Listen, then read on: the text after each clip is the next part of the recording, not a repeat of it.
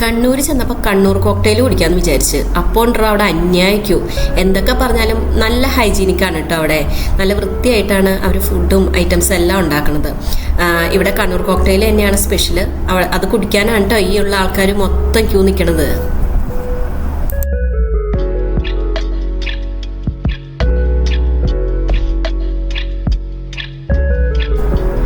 അംഗം ജയിച്ച പോലെയല്ലേ വരണത്. എന്താ മൊത്തം സന്തോഷം.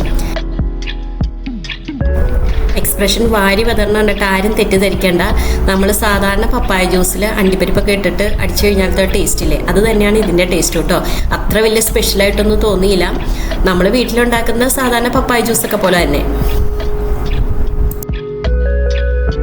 അതെന്തിനാടാ പന്നി ഇപ്പൊ പറഞ്ഞതല്ല, പിന്നീട് വരെ അവസരം കിട്ടി.